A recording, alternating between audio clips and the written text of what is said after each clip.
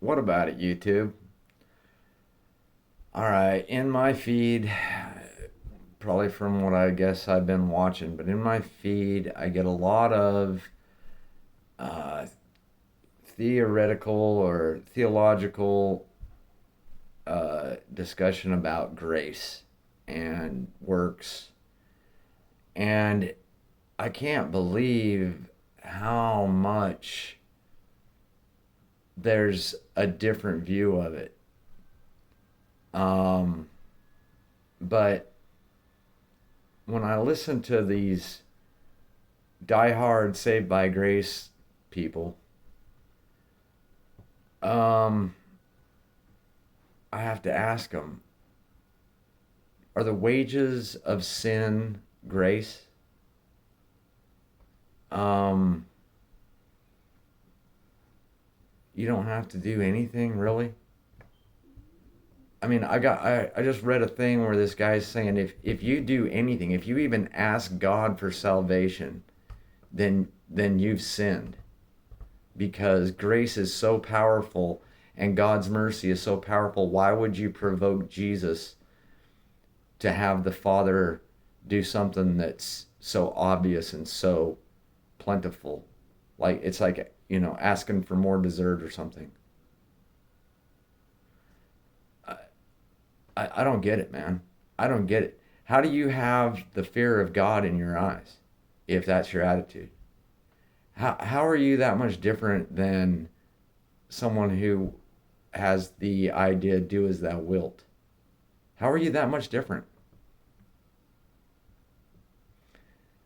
So, like, and some other things, like, did Jesus tell the woman to go and maybe not sin and whatever, do or don't, whatever, doesn't matter?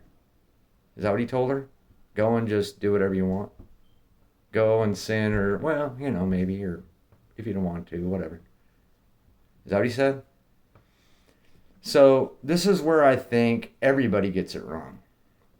I was raised Mormon, and so it's kind of like you're supposed to be a good Mormon to go to heaven, which that would be works based. And so I've had to do a lot of thinking on what is really biblical after coming out of Mormonism. So if you go way back to Abel and Cain, okay, um, these guys didn't know how to glorify God. They did not know how to reach out to God. After the fall, there's a separation. And especially Adam had a hard time with dealing with the separation from God. Finally got around to having kids. And so here comes Abel, and Abel wants to do something nice. To show that he loves God. He wants to express it in some way. So he gives alms to God. Okay? And then Cain does the same thing. The very same thing as Abel. But in Cain's heart, he was jealous of Abel. And so when he did his thing to try and match up or whatever, God saw those two things complete the same stuff but different. But Abel's was accepted because it was true and from his heart and all of his intentions were pure. Cain didn't have pure intentions. So Cain didn't get the pat on the back from God. All right? And realize God never asked for any of these alms. Okay? So as time moves forward, but keep that in mind now, as time moves forward, people are trying to glorify God in different ways. They're trying to reconcile their sins, absolve their sins, and glorify God in different ways. So they came up with sacrifice, if I got it right. If I got it wrong, somebody leave it in the comments where God said, you must put your sins on a lamb or a chicken or something and kill it. If that's what God said somewhere in the Old Testament, then let me know. But as far as the conversation goes, people come up with this stuff to do, right? And again, God's going to accept it if the intentions behind it are pure. And he's going to reject it if it's not. And then Jesus came and kind of was like, forget the sacrifice stuff. It's all good. I'm the sacrifice. I'm the final sacrifice, right? And I'm here to fulfill the law, and I'm here to extend the law to everyone. Everyone is included now. So it's all about your intentions. And that's what Romans 3, I think the Jews are talking to Paul about how, hey, we've been circumcised. We're all sculpted up down there. We look good. We're all good with God, And Paul tells them, God's looking at how your heart's sculpted, not your junk. So this is what I'm saying. Even today, everything you do should be to glorify God. Everything you do should be to glorify God. Jesus also said, if you love me, you'll keep my commandments. Okay? And that's the whole distinction between somebody like, those that took him to the cross, when he told them in John 8:42, if God were your father, you would love me. Right? And then he says, if you love me, you keep my commandments, right? So you can't, God's a just God, where he's not the God I want to deal with. I can't deal with some wishy-washy God. A little girl once told me, she was like 5 years old, she said, if you say no and yes, you're wishy-washy. And I think that was like one of the most intelligent things ever spoken. So, if God is wishy-washy, then nah, and this argument that, he's got a remnant of Jays, that he's, and he's behind the Rothschilds putting together. I mean, I've heard this from people, and then they want to talk about the Trinity is or isn't, and all this. It's like, God just wants to know your heart, bro. He doesn't want you arguing about stupid crap like, is it fuchsia or teal that we're looking at on the wall? Is it gray or taupe? He doesn't want you doing that. And how are we to really focus on? Does anyone focus on what I'm saying? Does anyone? Or are they looking for ways around it, is what it seems like. Does anybody say that you need to enter into every day and glorify God with what you do? And by the way, what you think? You need to monitor your thoughts. Your thoughts are like an ocean. And you need to steer it into calm waters, not rough seas. And God's tried to warn you with the commandments where you're going to find rough seas. And then there's the near-death experience people. They don't come back and say that there's all these, people that in their experience that were saved by grace. Quite the opposite. No, not at all. According to them, hell is filled with people who had that delusion and were unrepentant because of it. Okay? So, trying to honor God and live righteously, you're going to slip up. That's true. And so the argument some of these saved by grace people is, nobody's not a sinner. You can't achieve perfection.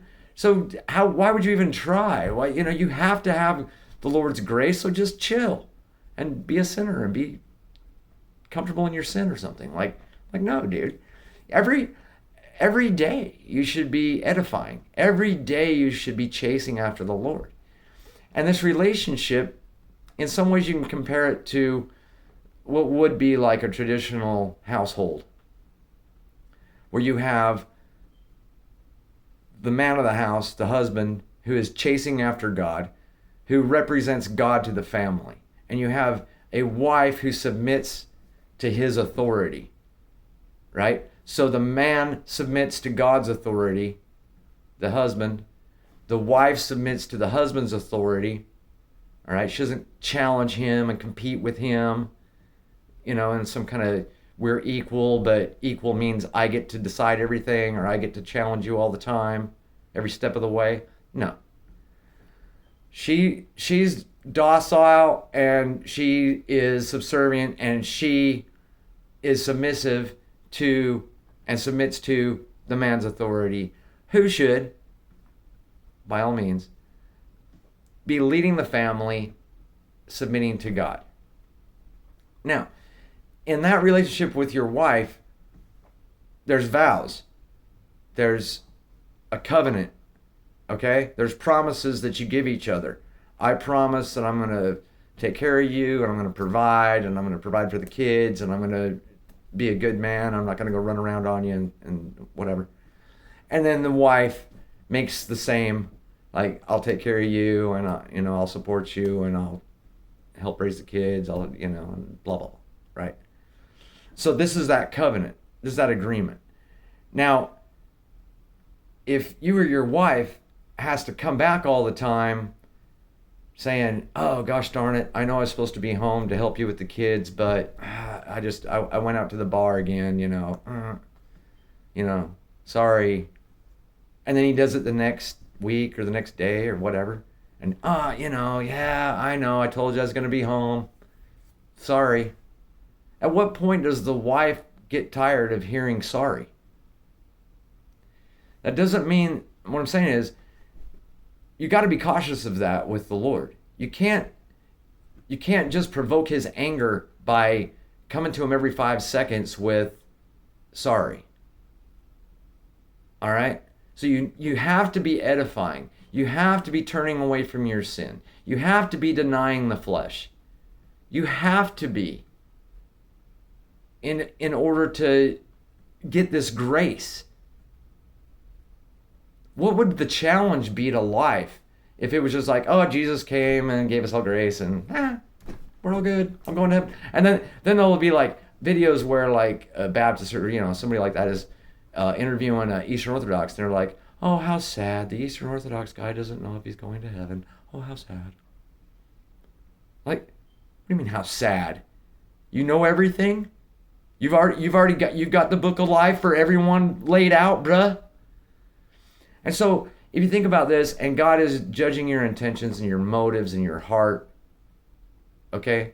That's why Jesus said, like, hey, I came to fulfill the law, and you, in the Sermon on the Mount, you've heard it said this and that and the other. Well, I'm here to tell you, if you think about it, you've committed the sin. There's also been near-death experiences where apparently, like kids, if you're of the age to know better, like kids, teenagers, are supposedly in hell. And the reason being is they played video games and imagined they were blowing up kids that they didn't like at school and stuff. So in their hearts, they were murderers. So they're in hell. Okay? So this is the message that should be out there with Christians. Your intentions, your motives, your heart is what is going to get you in or out of heaven. And it doesn't matter if you're Christian. Guess what? Buddhist, even maybe atheist. If you're an atheist, but somehow you've just got these incredible understanding of God's laws and keep his God's laws and always have good intentions, how's God going to deny you?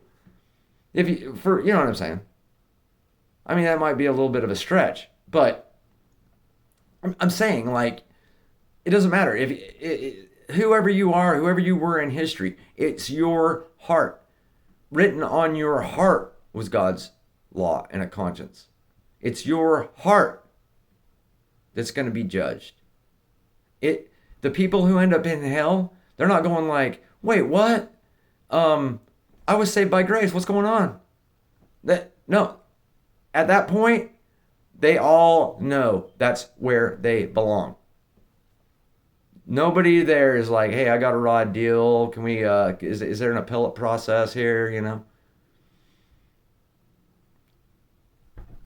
No, don't count on it. Do not count. Your chance to repent is here and now. And your chance to get it right is here and now. And your chance to mold your heart and circumcise your heart is here and now. So I don't want to hear nothing about, grace and works, blah, blah, blah, blah, blah, blah. How about we talk about the heart? God bless.